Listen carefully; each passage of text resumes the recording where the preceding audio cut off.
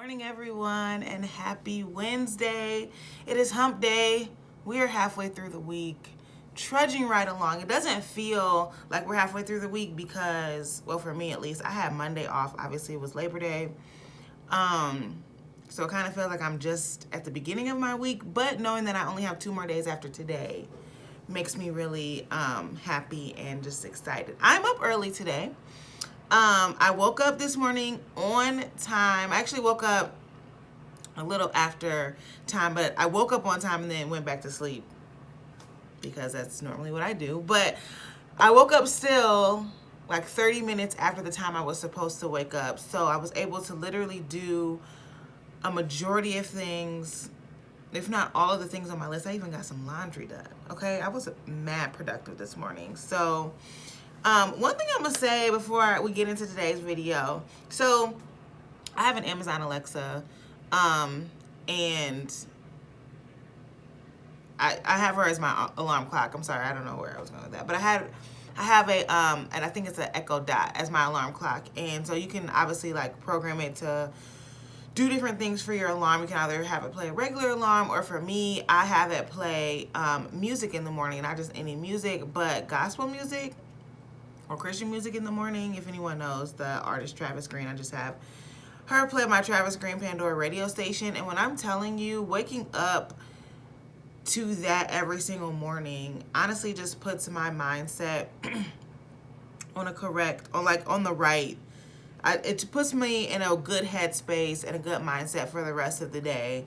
Obviously, I could wake up to other things, like, other type of music or just a regular alarm clock, but I feel like just easing into my day, hearing gospel music and, things like that really helps. So if you have something set up like that, you should definitely do that. I'm also dressed today from the top up. I have on a blouse, which I haven't worn in a really long time to work, but I'm interviewing today. I'm interviewing for a position still at my job, but the next position up. So,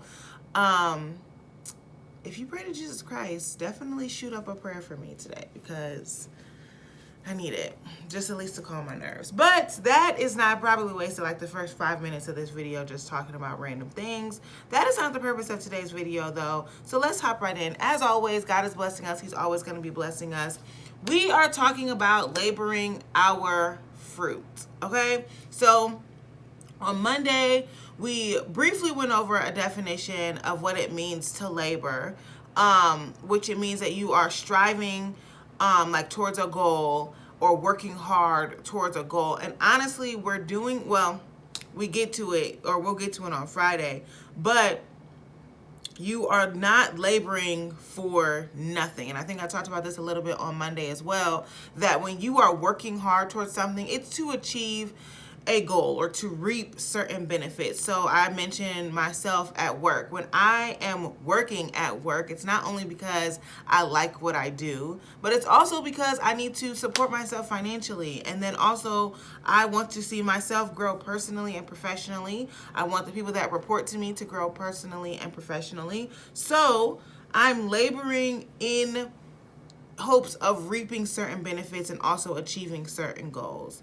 So when we're talking about laboring our fruit, 2 main questions we're going to discuss. We want to discuss how we labor our fruit and why we labor our fruit. But first, let's do a quick recap of last week to figure out, or to make sure that we are all on the same page as to understanding what we are producing. Okay, what is our fruit? Again, last week we talked about being fruitful was producing much fruit, or being fertile or productive. So you want to make sure, because you could produce bad things and you could produce good things. Obviously, we want to make sure that we are producing good things. So it's very important that you understand what your fruit is, okay? Or what you are producing. And it could be a variety of different things, tangible and intangible. You could be producing businesses, organizations, ministries,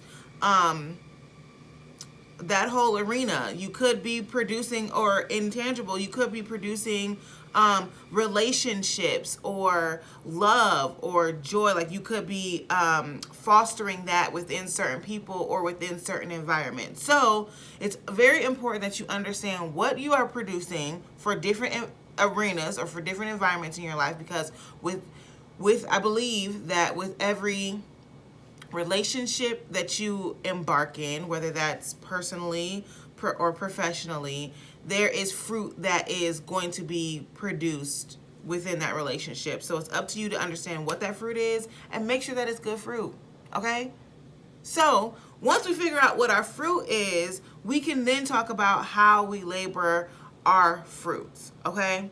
And there's plenty of different ways that you want to labor your fruit, but again, that's why we talked about what you are producing, because different fruit is going to cause for different ways of laboring your fruit. I'll give you an example. So I recently have wanted to own plants, and I've never wanted to do this in my life. I actually don't really like the smell of plants. I think all plants smell like the outdoors. Well, I won't say all plants, but all flowers at least. I think that all flowers smell like dirt and smell like outside. I don't want that inside my home, smelling like outside. It just never made sense to me. But recently, literally since the pandemic started, I'll say, so like around March-ish, I have wanted to start owning succulent plants because they're easy to take care of, right? Like they're the easiest plant, I think, to take care of. So I'm like, oh, I can own a plant. They look aesthetically pleasing. As I'm starting to do some more upgrading and decorating in my home, they just look very nice. So I'm like, oh my gosh, I should get a plant. So it was very timely because around April, my boss, when we got moved home, she sent us all succulent plants in the mail. Now, there's a couple things that I can say about the care of that succulent plant, because it ended up dying probably about 3 weeks later. And I am not a plant person. I will never profess to say that I have a green thumb, but I felt like I could take care of that plant. Come to find out though, I was watering it too much. When it was first sent, it probably stayed in the mailbox for probably a week because I hardly ever checked my mailbox. So it didn't have a good amount of sunlight. It wasn't in the right temperature. I was watering it too much, thinking that I understood how to take care of this plant because, I mean, you water flowers every day, so why wouldn't I water this every day? Come to find out that's not what you do with succulents. Fast forward though, my mom recently got me a succulent, and you know, with the help of some of my friends via Instagram, I am taking care of that thing. It's about a month.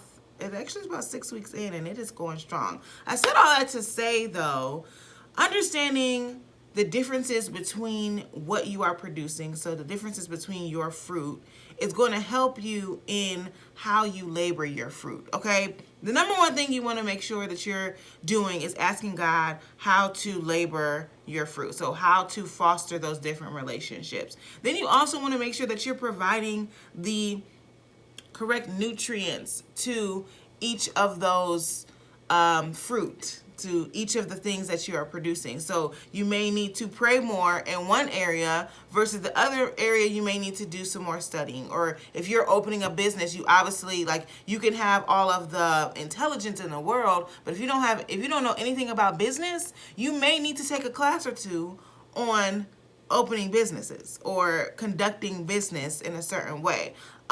You want to also understand the season, okay? Sometimes, and this is a big one, okay? So hear me loud and clear. Sometimes you can have the greatest idea for something to be produced, okay?